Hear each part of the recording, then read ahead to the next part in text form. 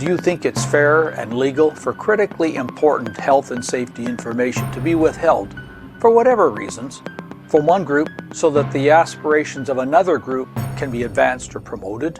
Every time you do a procedure, particularly a surgical procedure, or you have a medical intervention as a chemical abortion in particular, you have to talk to your patient about risks and benefits. So it's critically important to a young woman to help her understand that if she undergoes an elective abortion, that she's increased her risk for breast cancer. You need to tell her that. She's increased her risk for preterm delivery. She needs to know that. She's increased her risk for possible mortality and mental health issues. They need to know all of those things, and they need to understand what that means in their life going forward.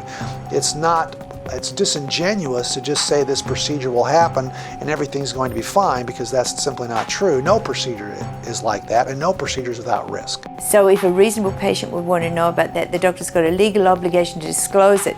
Plus, the doctor has to fully, openly and honestly answer any questions that the patient asks. So you can't just pat the patient on the head and say, don't you worry about it, everything will be all right.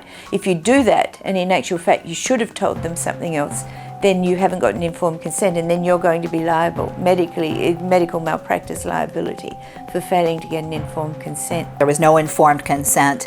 There was no freedom of choice because the choices weren't presented to me. I had more information given to me about my wisdom tooth taken out. You get more information when you get your appendix removed than you do from having an abortion. The last area that was litigated was the suicide disclosure. So our lawyers presented information, and the Planned Parenthood presented information, all from the science, and then the judges looked at it all and ruled that yes, there is an increased risk of suicide associated with abortion. So we had very smart, educated judges looking at the information that was derived from the scientific literature and came down on the side of yes, that there are risks to women that they deserve to be told about. When I was interviewing the experts in this documentary about the courtroom-validated health risks of abortion, I also asked them how these risks were being hidden from the public.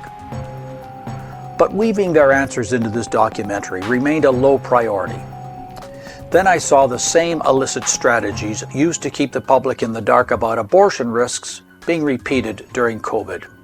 And the pro-choice people have almost complete control of the media and are able to, suppress discussion about it.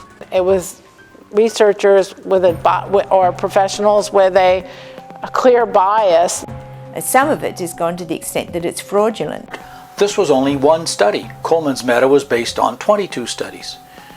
But this single study, which is an outlier to what the 22 in composite said, was picked up and promoted in many consumer publications as a full and final denunciation of the emotional health risks of abortion.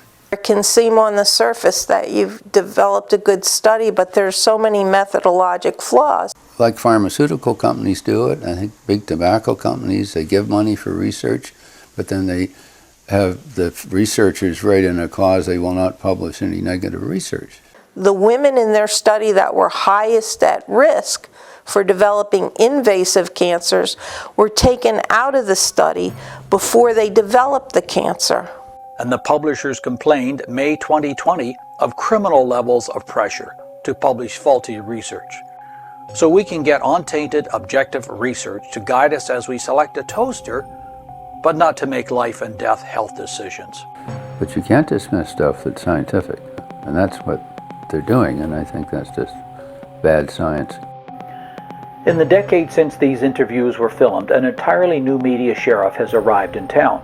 According to one concerned analyst, Dr. Robert Epstein, no Mussolini, no Hitler, no dictator anywhere has ever had even a tiny fraction of the power that this company has. Please watch this documentary to learn the way our knowledge is being manipulated by those we trust as purveyors of truth in science and medicine. So patients will make appropriate decisions for themselves once they know the risks. So it's all about informed consent.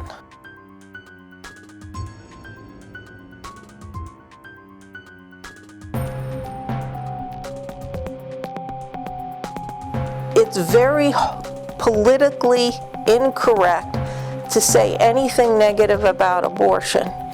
even if it's medically true. And that creates a lot of injustice to women, because women deserve to know the truth. Women deserve to know how their bodies change during pregnancy and the impact of their choices.